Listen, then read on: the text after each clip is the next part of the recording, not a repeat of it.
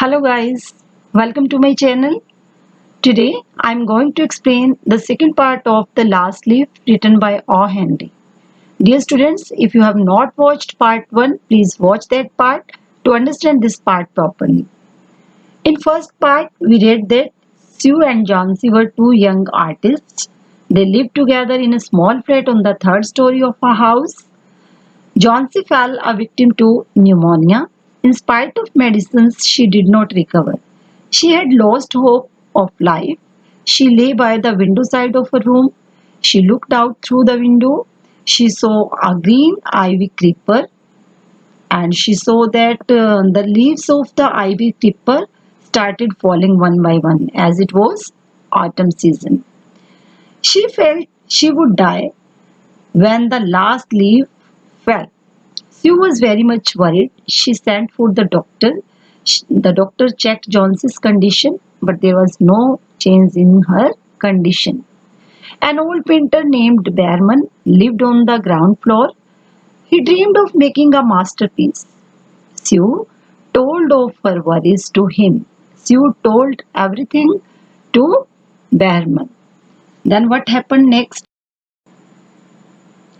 Is she stupid? Asked Behrman. How can she be so foolish? Here the speaker is Behrman and here she refers to Johnsy. Behrman commented that Johnsy was stupid, she was silly, and said that how she could be so foolish. She is running a high temperature, complained Sue. She refuses to eat or drink, and that worries me a lot. Sue said that Johnsy was suffering from high fever and she was neither eating nor drinking. And she said that she was very much worried about Johnsy. I will come with you and see Johnsy, Behrman said. Behrman said that he wanted to see Johnsy. So Behrman went with Sue to see Johnsy. They tiptoed in the room. Tiptoed means quietly moved into the room. Johnsy was sleeping. Sue drew the curtain together. Drew means pulled or dragged the curtain together and they went to the next room. She peeped out through the window. There was only one leaf on the creeper. It was raining heavily and icy cold wind was blowing. It seemed as though the leaf would fall any minute now. Behrman did not say a word. He went back to his room. So, Sue and Behrman both entered quietly in the Johnsy's room. They saw that Johnsy was sleeping. Then Sue dragged the curtains together. They went into they went to the next room and they looked outside through the window and they saw that there was only one leaf left on the creeper plant and there was heavy rain accompanied by strong wind and cold winds. The leaf was due to fall any moment. Behrman did not say anything and he went back to his room. Johnsy woke up next morning in a feeble voice. Feeble means weak voice. She asked Sue to draw the curtains. Draw means pull the curtains. Sue was nervous. She drew back the curtains very reluctantly. Reluctantly means hesitantly. So Johnsy woke up next morning in a feeble voice, in a weak voice. She asked Sue to draw the curtains back. Sue was nervous. She drew back the curtains very reluctantly means very hesitantly. So after that what happened? Oh, Sue exclaimed as she looked at the vine creeper. Look, there is still one leaf on the creeper. It looks quite green and healthy. In spite of the storm and the fierce wind, it didn't fall. So Sue was very glad when she saw outside. She announced that there was still one leaf on the creeper.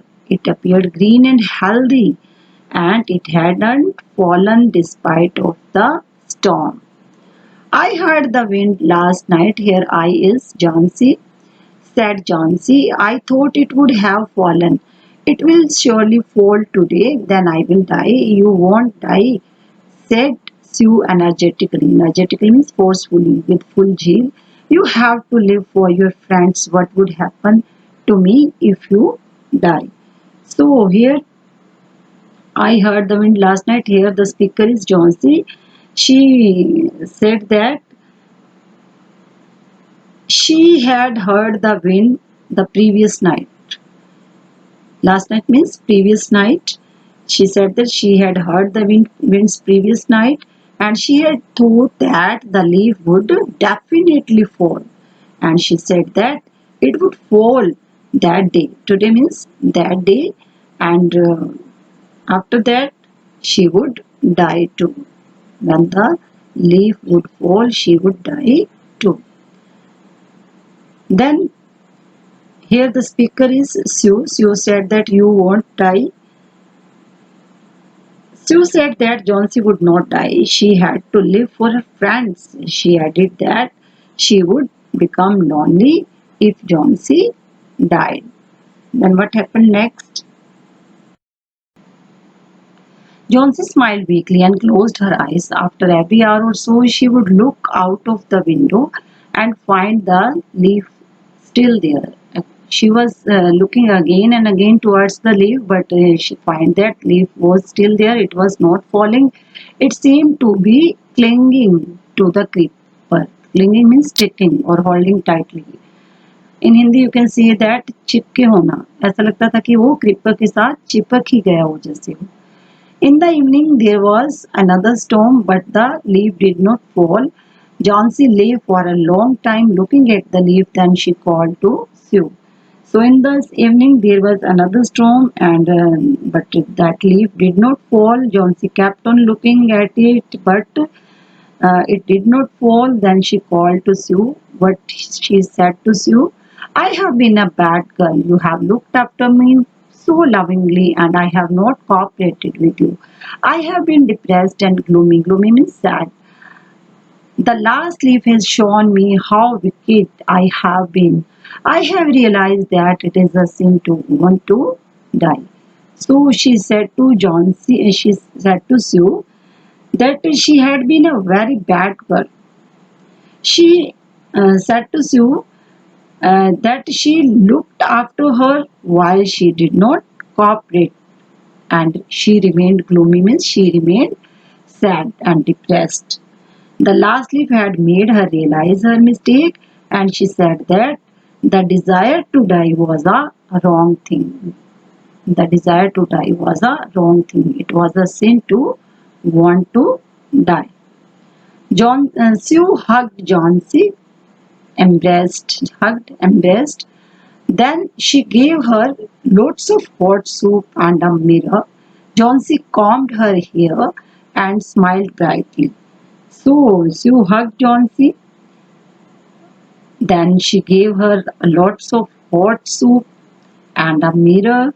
Johnsy combed her hair and smiled brightly. In the afternoon, the doctor came. After examining his patient, he told Sue, Jonesy now has the will to live. I am confident she will recover soon. Now I must go downstairs and see Behrman. He is also suffering from pneumonia, but I am afraid there is no hope for him.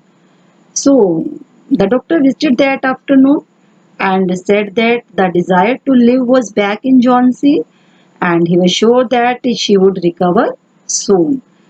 And then he went downstairs to check Behrman, who was suffering from pneumonia, and he informed that there was no hope that he would recover. Then what happened? The next morning, Sue came and sat on Johnson's bed, taking Johnson's hand in hers. She said, I have something to tell you. Mr. Behrman died of pneumonia this morning. He was ill for only 2 days. The first day, the janitor, means the caretaker, found him on his bed. His clothes and shoes were wet and he was shivering. He had been out in that stormy night. Then next morning, Sue sat beside Johnsy and told her that Behrman had died that morning. He had been ill for last 2 days. He informed Johnsy that he had been ill for last 2 days, And the caretaker of the building had found him in his bed. His clothes and shoes were wet and he was shivering. He had gone out at night during that storm. So, what happened next? Then they found a ladder and a lantern still lighted near his bed. There were also some brushes and green and yellow paints on the floor near the ladder. Johnsy dear, said Sue, look out of the window. Look at that ivy leaf. Haven't you wondered why it doesn't flutter when the wind blows? That is Behrman's masterpiece. He painted it the night the last leaf fell. So, a ladder and a lantern were lying near his bed. Paint brushes, green and yellow colored paint, were also lying nearby.